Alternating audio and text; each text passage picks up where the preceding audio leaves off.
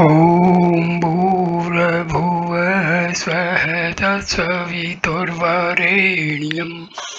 भर्गो देवस्य धीमहि धियो यो नः प्रचोदयात्। ॐ शान्ति शान्ति शान्ति। Namaskar, my dear friends. This is third video on Tattva Bodh of Adi Shankaracharya. I start with Ishvara and the Adhisthana Devatas. Jiva, the individual, is naturally related to Ishvara or the total.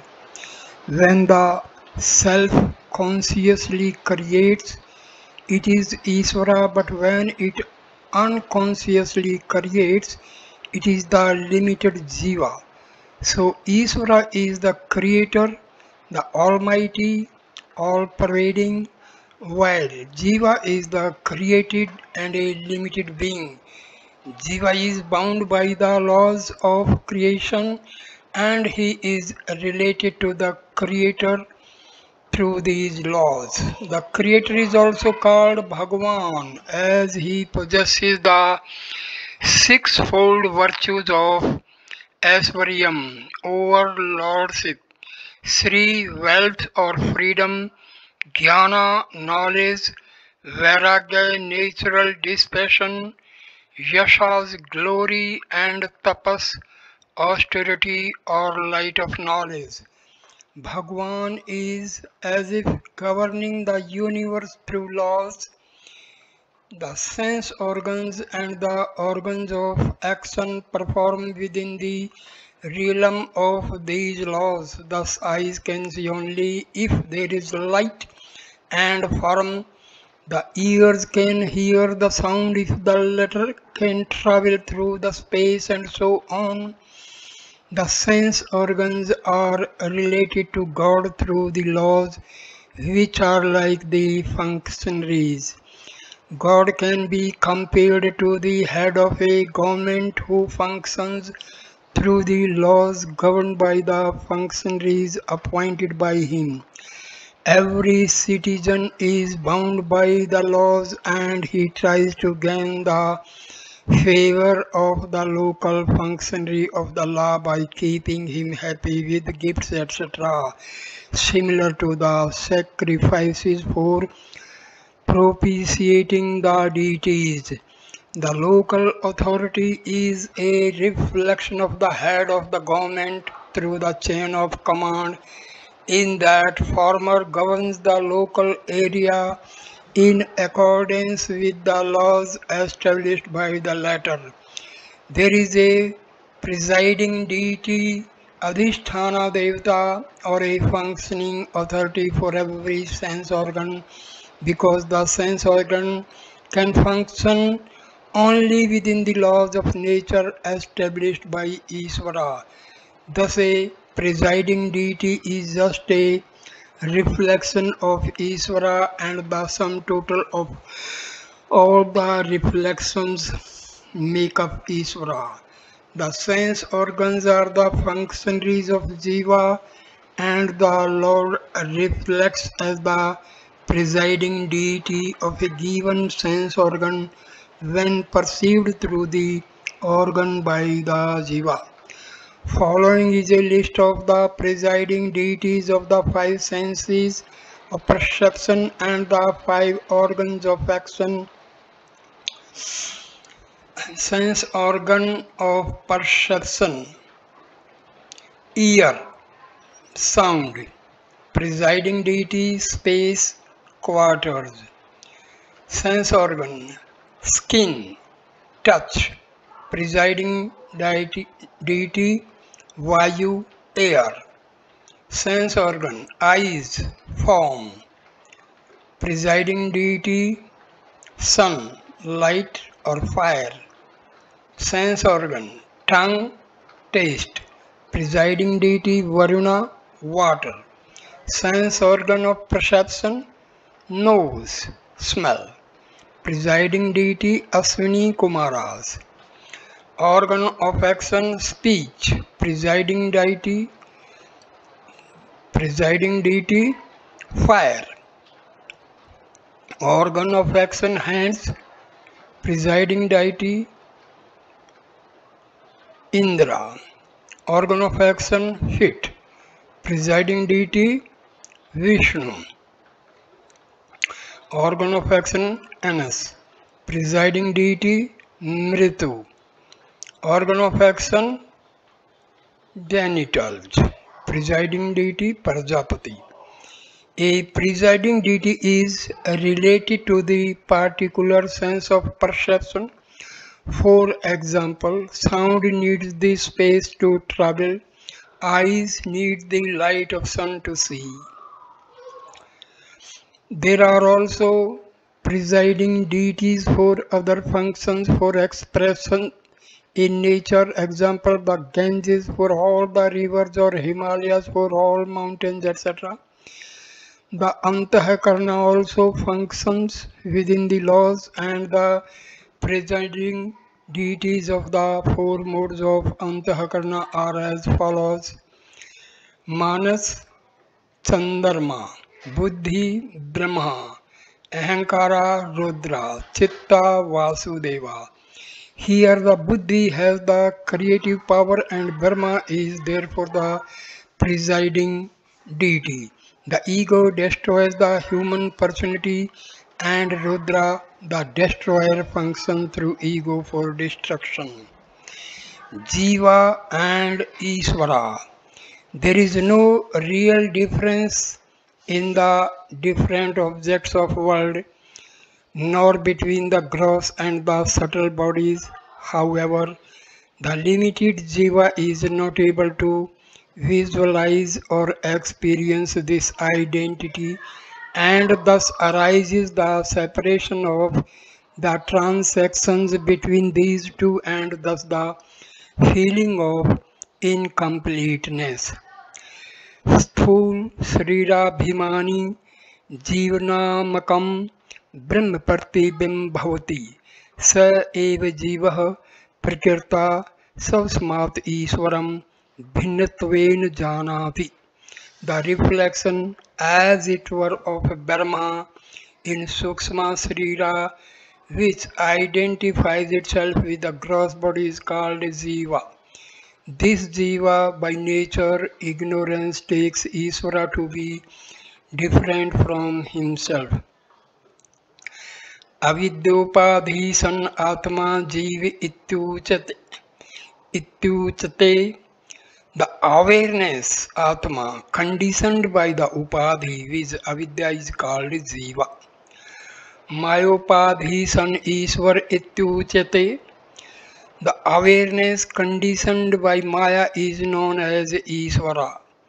Evam upadhi bhedat Jiveshwar भेद दृष्टि यावत् पर्यंतम तिष्ठति तावत् पर्यंतम जन्म मरणादि रूप संसारो न निवर्तते. So long as the notion, which is due to difference in the conditionings, that Jiva and Ishvara are different, remains, until such time there is no redemption from samsara, which is of the form of repeated birth, death, etc. Tasmat karanan जीव ईश्वरयो भेद बुद्धि स्वीकार्यः. Due to that reason, the notion that Jiva is different from Ishvara should not be accepted. The self-identifying with the body is called Jiva. Jiva possesses both gross and subtle body. The subtle body reflects consciousness. Insentient objects do not possess subtle body, and therefore they do not reflect consciousness. One subtle body identifies with only one gross body. Consciousness is everywhere, just as space is everywhere. Space transcends everything that stands in it, and therefore Moving an object from one place to another does not need moving of its corresponding space with it, because space is everywhere. Similarly, consciousness or Atma is everywhere. Wherever the subtle body is, it is enlivened by consciousness. When the subtle body leaves the gross body, the latter dies and decays, but the subtle body glows with consciousness wherever it goes. This is analogous to a red hot iron ball which glows because of the fire. Thus, the Jiva is a reflection of Brahma or consciousness. Jiva is nothing but Atma, self conditioned by the Upadhi, conditioning or limiting adjunct called avidya. Ishvara, on the other hand, is the self a Brahma conditioned by the upadhi called maya. Thus, while the jiva is conditioned by individual ignorance, Ishvara is conditioned by maya, which is total ignorance. An important difference between Jiva and Ishvara is that Jiva is under the influence of Maya while Ishvara controls or wields Maya. Both Jiva and Ishvara are the same consciousness with different upadhis. Therefore, basically they are one.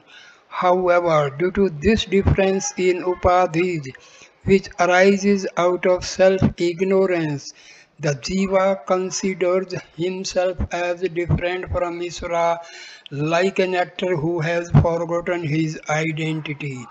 A wave does not know that it is made up of the same substance as the ocean, and therefore it considers itself to be different from the ocean.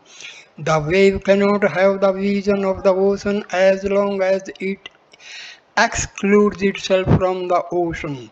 Just as the wave lives in a transient existence of a few minutes to be born again as a wave and die again, the jiva also experiences a transitory life and suffers the pangs of samsara, or the life of repeated births and deaths. The cause for the difference between Jiva and Isvara is self-ignorance. Man feels incomplete and always wanting. The only way to redeem oneself from the effect of separateness from Brahma is to remove the cause with ignorance. Ignorance is removed by subjective knowledge and by it alone. The Shruti says, knowledge alone liberates. Jnana Deva Tu Kevalam. This statement excludes other paths or techniques such as yoga as valid approaches for self-realization. Knowledge is imparted by a competent teacher, and knowledge takes place right while listening. If the student has Shraddha and the other necessary qualifications described earlier, Buddhi with its reasoning usually interferes during the process of learning. But if it is convinced by proper reasoning contained in the scriptures and conveyed by the teacher, the teaching is supposed to bless while it is taking place. If one knows the self in this life itself, there is truth is one's life. On the other hand, if one does not know the self in this life, the loss is infinite.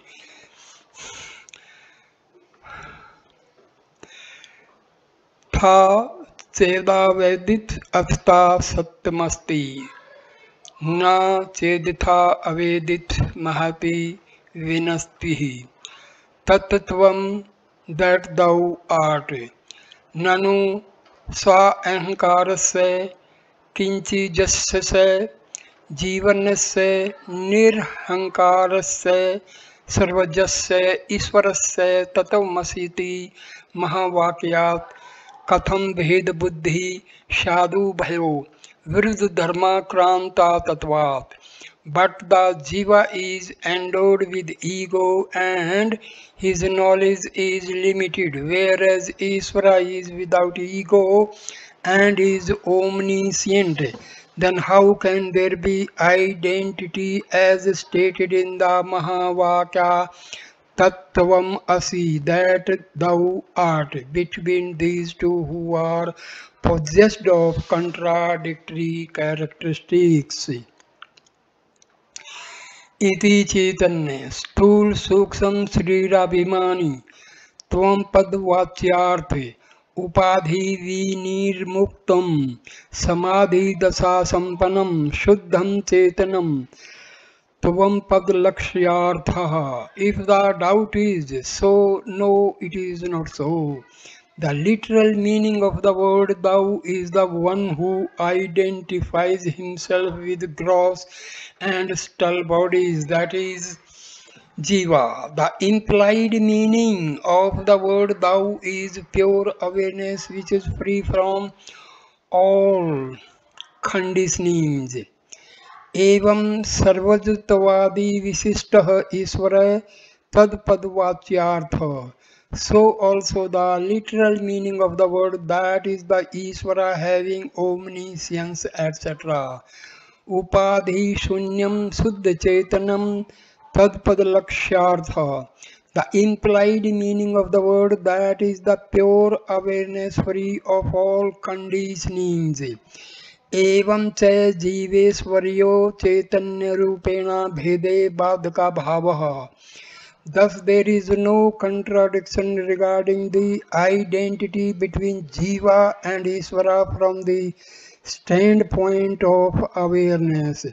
The identity between Jiva and Ishvara, or rather between the seeker and the sought, is indicated by the scriptures as the Mahavakya Tattvam Asi, or that thou art. This statement poses a problem to the student. How can there be an identity between two seemingly opposite entities? The Jiva is a limited entity. He is Alpjana, limited in knowledge. Alpayapi, limited in pervasiveness, that is at one place at a time. Alpaskatmin, Alpasaktiman, limited in abilities. On the other hand, Ishvara is Sarvajnana, all-knowing, Sarvyapi, all-pervading everywhere at one time. Sarvashaktiman, all-powerful, possessing the power of creation, destruction, etc. A difference bheda buddhi between these two opposite entities is simply natural to human beings. So how to interpret the scriptural statement that thou art? This point of view, which appears to be a valid objection to the statement of the scripture, is called Purva Paksha. There are two types of sentences: ordinary sentence or Samanya Vakya, and a sentence with an implied meaning called Lakshana Vakya. The Samanya Vakya has a straightforward meaning, as in a sentence Rama goes. The Lakshana Vakya, on the other hand, becomes meaningful by implication rather than by literal meaning. For example, the red runs. One has to know that the red refers to a horse, otherwise the sentence is not meaningful. The listener must be prepared to grasp the meaning of a Lakshana Vakya, particularly in scriptural study. Tattvamasi is a Lakshana Vakya, wherein deep meaning is contained. It is a Mahavakya, meaning a statement which reveals the identity between the seeker and the sought. The teacher now proceeds to explain the meaning of this Mahavakya as a Lakshana Vakya with reference to the doubt raised by the student about the apparent contradiction implied in the identity of the limited ego and the limitless Ishvara. The direct meaning Vachyartha of Dautvam Pada is the limited individual ego jiva identified with the gross and the subtle bodies. However, as indicated by the earlier statements, the ego or jiva is nothing but the self circumscribed by the individual ignorance, avidya.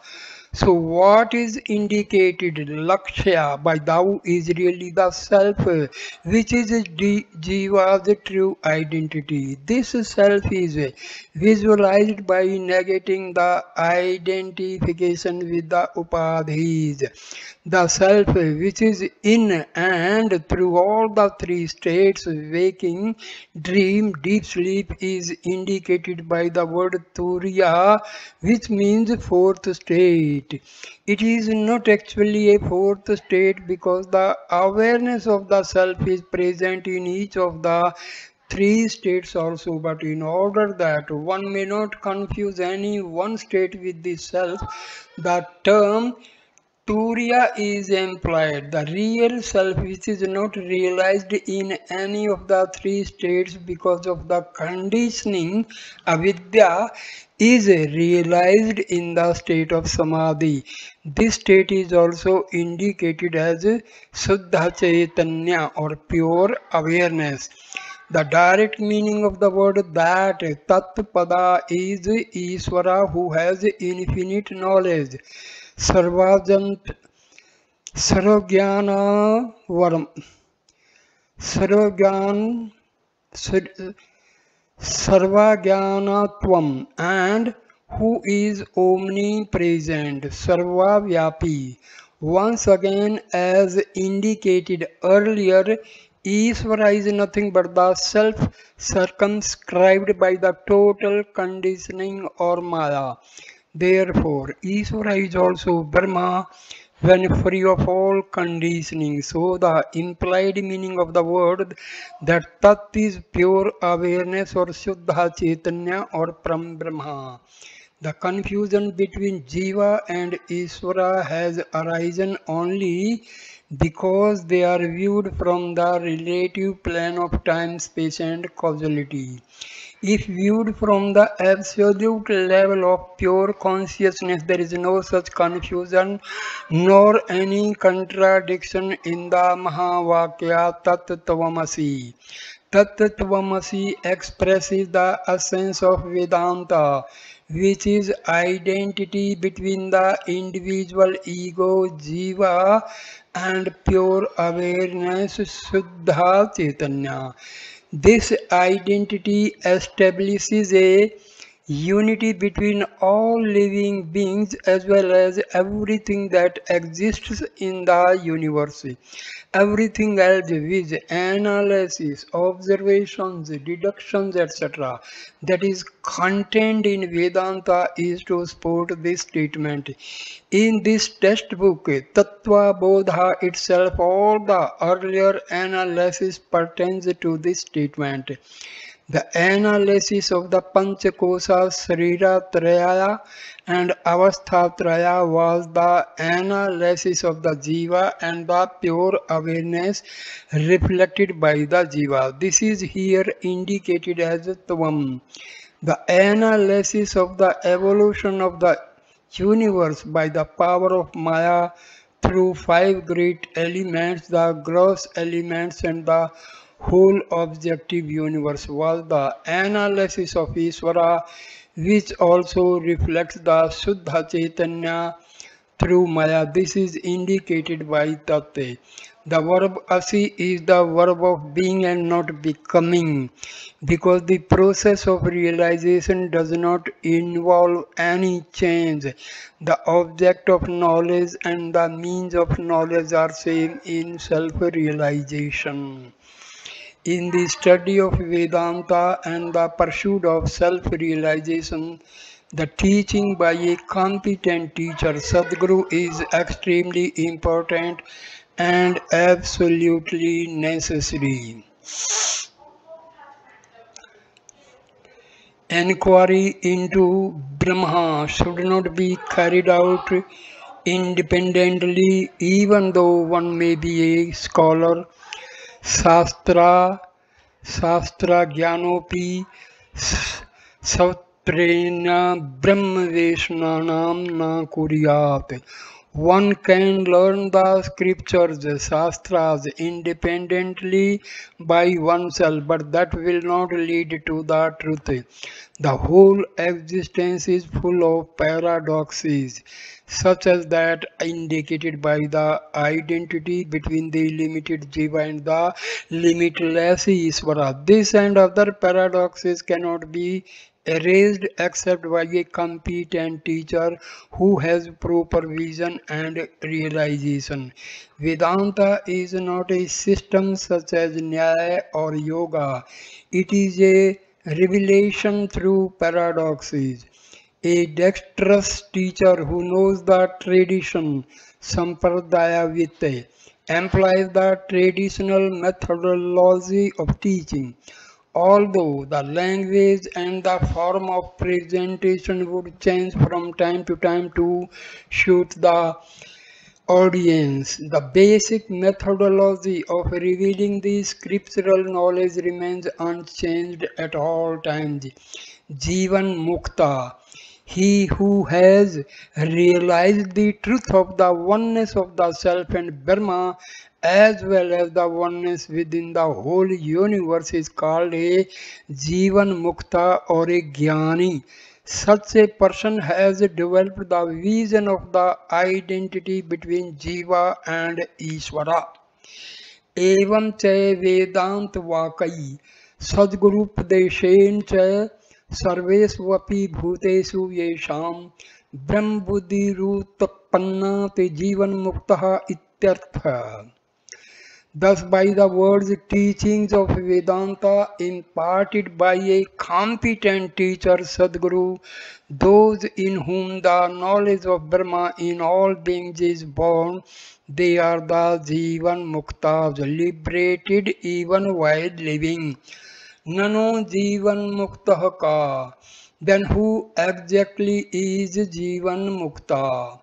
यथा देहो अहम पुरुषो अहम ब्राह्मणो अहम शूद्रो हम समीति दृढ़ निश्चय सतता न हम ब्राह्मण न शूद्र न पुरुष किंतु असंग सच्चिदानंद स्वरूप प्रकाश रूप सर्वांतर्यामी चिदाकाश रूपो समीति दृढ़ निश्चय रूपो प्रोक्ष ज्ञानवान जीवन मुक्तः.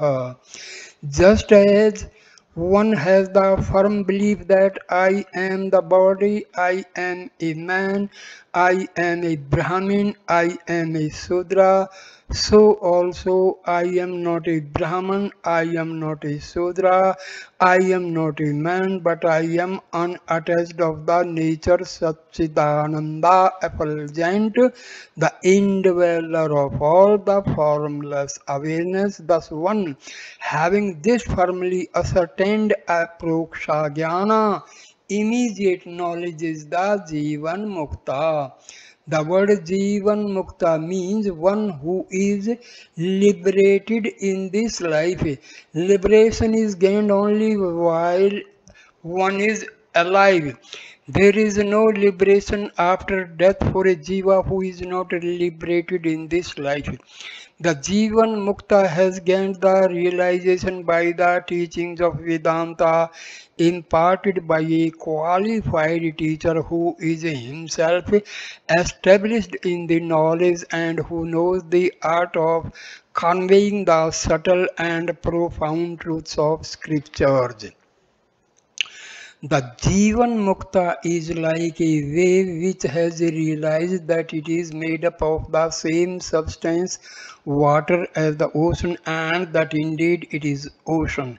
As long as he is alive, the Jivan Mukta enjoys this bliss of identity with Brahma and the universe.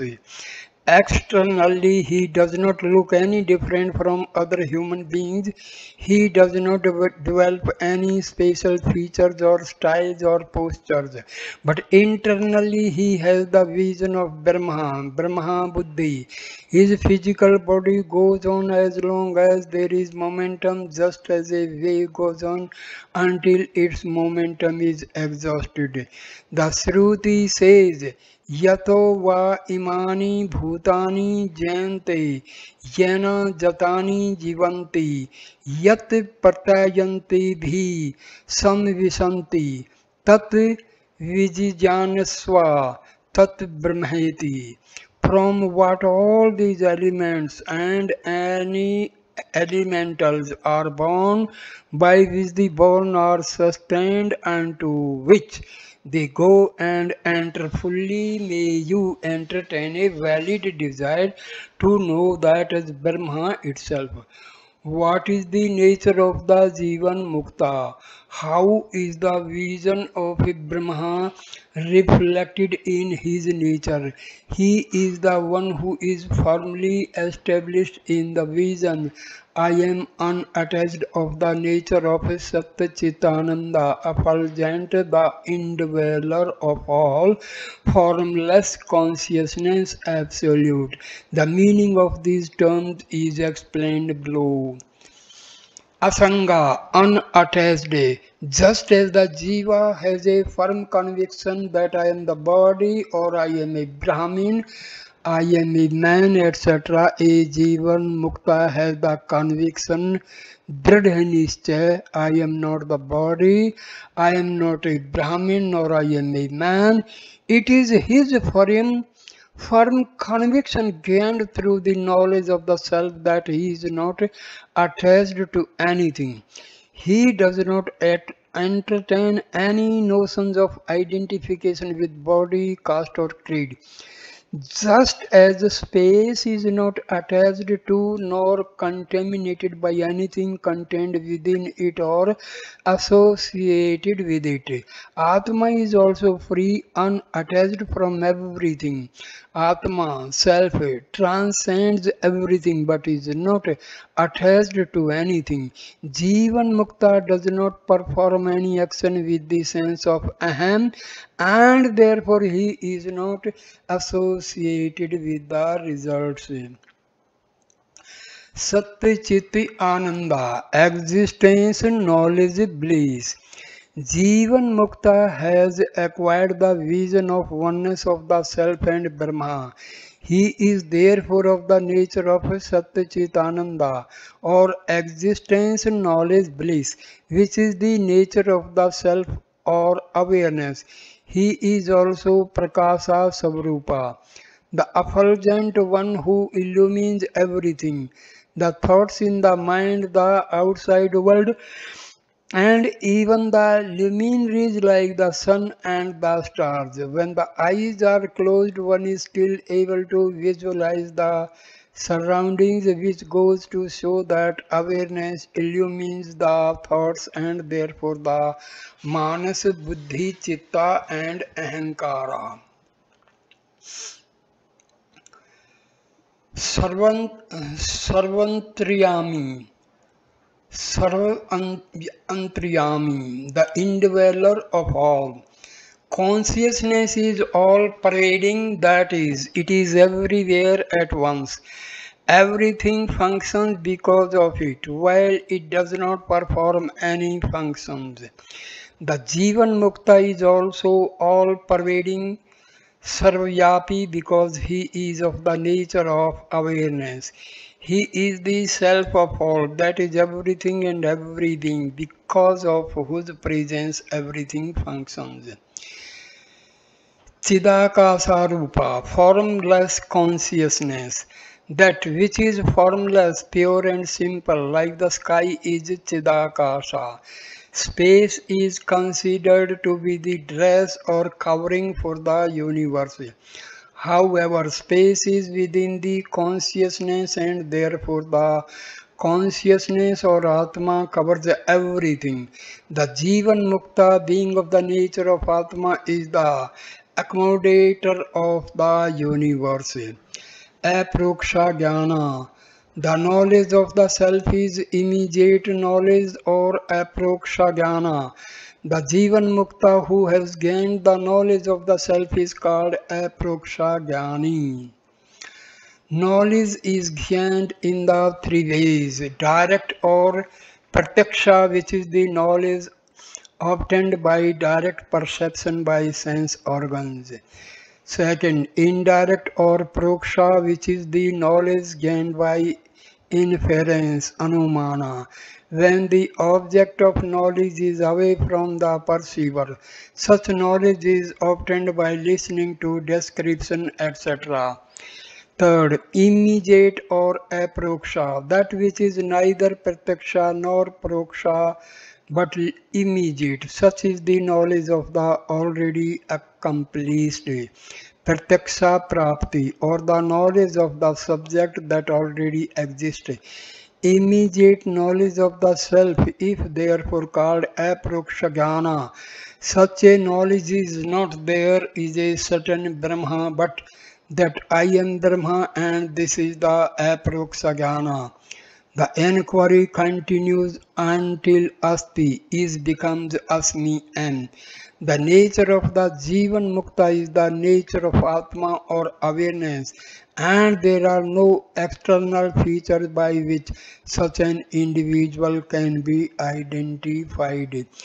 Freedom from bondage. ब्रह्मैवा मस्मित प्रोक्ष ज्ञानेन निखिल क्रम बंधावी निर्मुक्तः स्यात्. By the immediate knowledge, aproksha jnana, that I am Brahma, one becomes free from bondage of all karmas. Karma. Jiva is beginningless because he is born of ignorance, which is beginningless. During this existence, Jiva assumes different forms and goes through countless births and deaths. While in human form, the Jiva performs actions, karmas, which are both good and bad. Whether an action is good or bad is determined by the motive rather than the gross act. The laws of karma is that every action is a cause and it will produce an effect in course of time. Every action produces a subtle counterpart depending upon the motive with which the action is performed. The subtle counterparts produced due to good actions are called punya and those due to bad actions are called papa. Karmani kati vidhani संतीति चेत आगामी संचित प्रारब्धेन भेदेन त्रिविधानि संति. If it is asked how many kinds of karma are there, the reply is there are three kinds of karma, namely agami, sanchita and prarabdha. ज्ञानोत्पर्यन्तरं ज्ञानोत्पत्त्यन्तरं ज्ञानिदेह कृतं पुण्य पाप रूपम क्रम यदस्ति तदागामित्यभिधीयते. The result of actions, good or bad, performed through the body of the jnani after the dawn of knowledge is known as agami. Agami karma. The jiva performed the actions during his existence in human form while exhausting his prarabdha karma.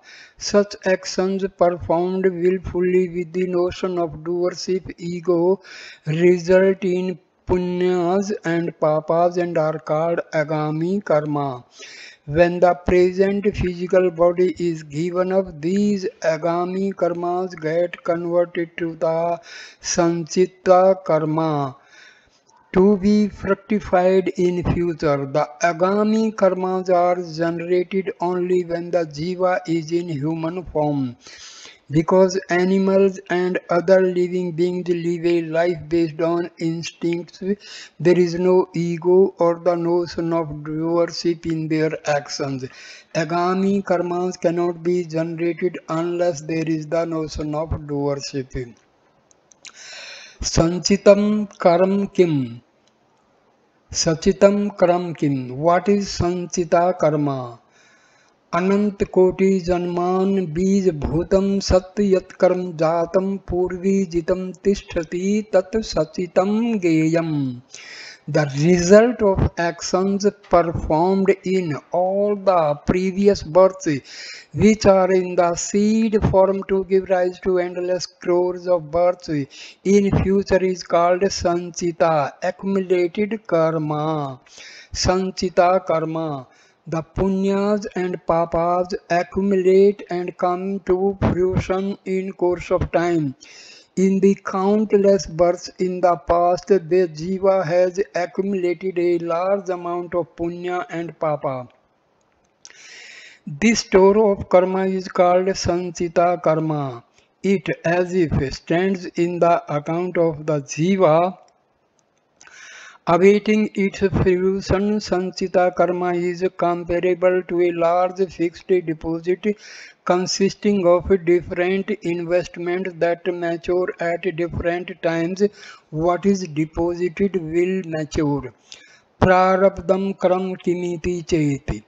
If it is questioned what is prarabdha karma, then idam शरीर मुत्पादः इह लोके एवं सुख दुखादि परदम यत्कर्म तत्प्रारब्धम भोगेन नष्टम भवति प्रारब्ध कर्मणाम भोगादेव अक्षय इति.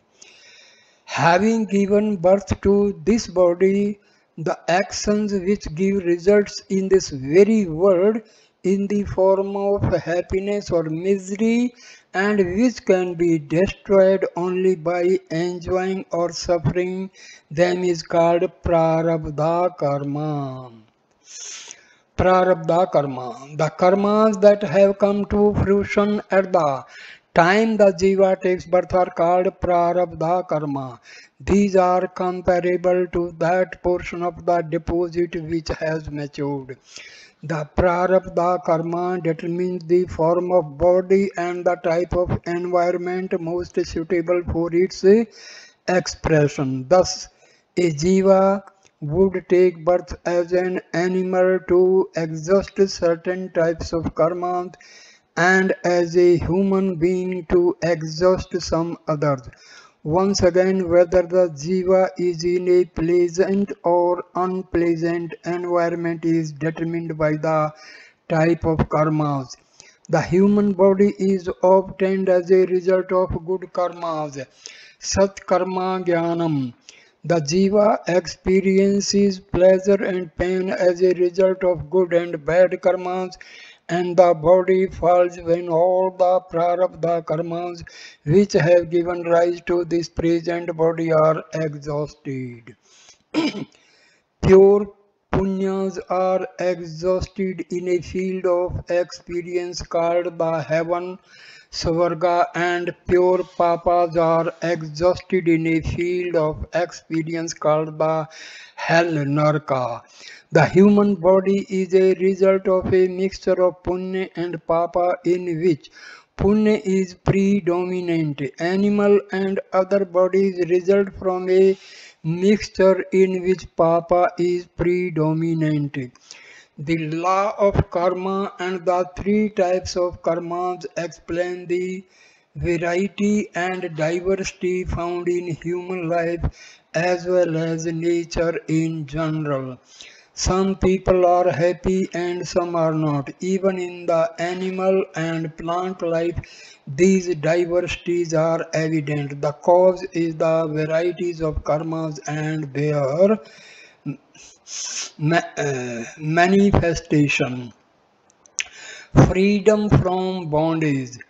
Sachitam karam brahmaiva hemiti nischaya atmak jnanen nashyati. The sanchita karma is destroyed by the knowledge I am Brahma. आगामी कर्म अपि ज्ञानेन नश्यति किंच आगामी कर्मणाम् नलिनी दलगत जलवत ज्ञानिनां संबंधो न अस्ति. The agami karma is also destroyed by the jnana, and the jnani is not affected by it, just as a lotus leaf is not affected by the water on it. किंच ये ज्ञानिनं सतुवन्ति भजन्ति अर्चयन्ति ताप्रन्ति ज्ञानी कृतं आगामी पुण्यम गच्छति. Further, those who praise, worship and adore the Jnani, to them go the results of the good actions done by the Jnani. Ye Jnaninam nindanti divsanti dukpradanam kurvanti tan pranti Jnani kirtam sarv सर्वम आगामी क्रियमाणम यद वाचम क्रम पापात्मकम तद गच्छति. Those who abuse, hate or cause pain or sorrow to a jnani, to them go the results of the sinful actions done by the jnani. तथा चातम विच संसारम तीर्थवा ब्रह्मानंदम महि अहिव पराप्नोति.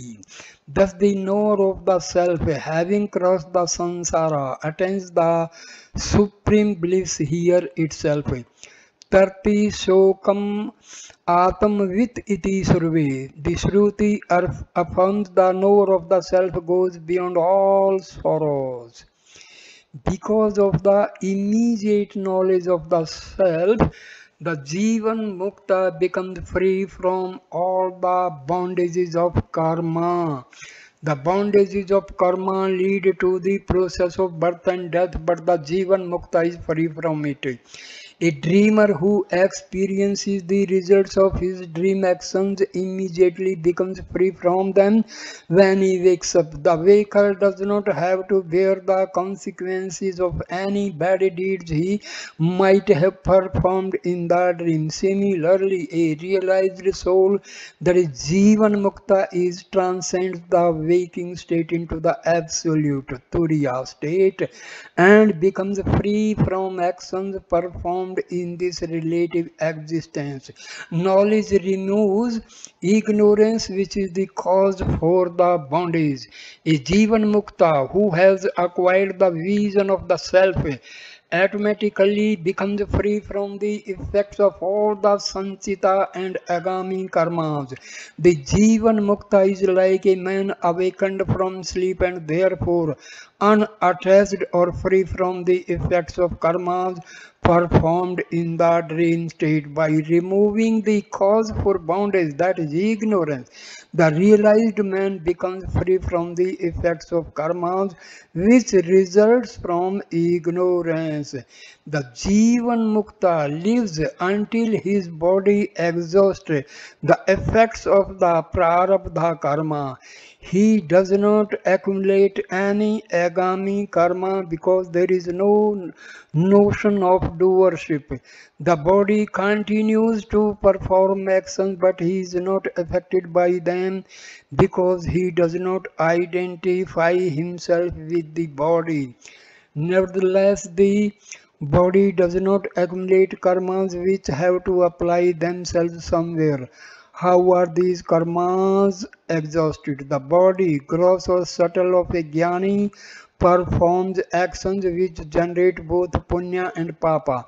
The punyas are transferred to those who praise, worship and adore the Jivan Mukta.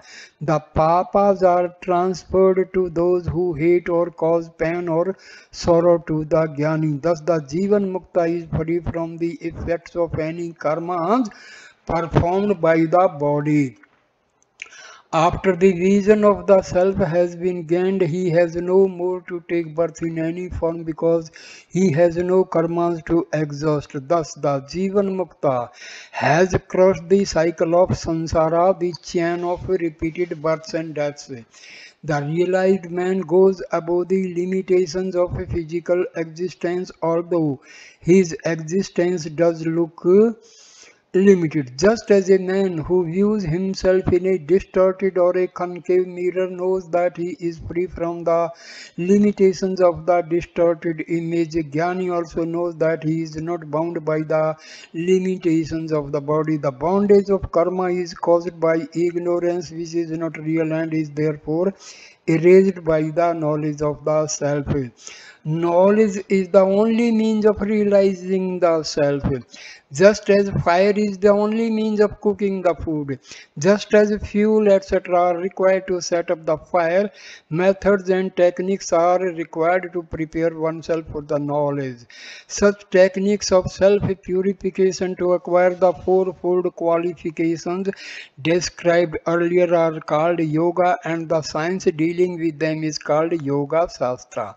The process of gaining the subjective knowledge is sarvana, manana and nididhyasana. This process is called Jnana Sadhana, and the science dealing with it, that is Vedanta, is called Shruti. Anything except the Vedas is called Smriti. The Smriti upholds the teachings of Shruti. Tanum pejatu akasham sopachasya grahethava ज्ञान संप्राप्ति समये मुक्तासो विगतताशय इति समर्थयश्च. Let the Jnani cast his body in Kasi, a sacred place, or in the house of a dog eater, Chandala. It is immaterial because at the time of gaining the knowledge itself, he is liberated, being freed from all results of actions. So asserts the Smritis too. The Jivan Mukta is already liberated in this life. Just as what he does not bind him, so the place where and the manner in which he dies also do not affect him. There is a general belief derived from religious teaching that a person should preferably die at a chosen place, that is, for example, at Kasi on the banks of the Ganges during certain periods, for example in Uttarayana, and in a certain manner, Udvagati, in which the prana is supposed to leave through the skull. These things may possibly indicate something for a jiva, but for a jnani it is immaterial where he dies, whether at a sacred place such as Kasi or a detestable place such as in the house of a Chandala. He has already become free from all concerns the moment he gained knowledge of the self. Iti Tattvabodh Prakaranam Samaptam. Thus ends the prakarana called Tattvabodha. So, Tattvabodha of Adi Shankaracharya is completed.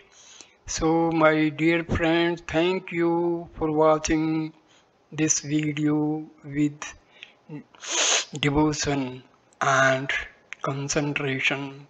Please like, comment and share the video and subscribe the channel. Thanks a lot. Namaskar, my dear friends. Namaskar.